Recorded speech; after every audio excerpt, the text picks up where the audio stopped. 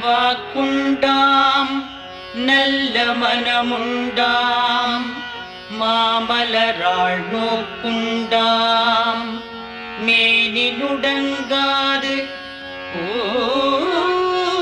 கொண்டு துப்பார் திருமேனி தும்பிக்கையால் பாதம் தப்பாமல் சார்வார் தமக்கு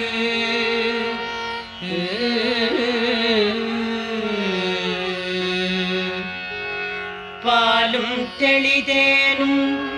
பாகும் பருப்பும்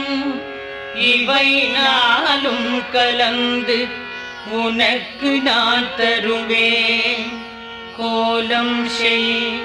துங்கக் கரிமுகத்து தூமணியே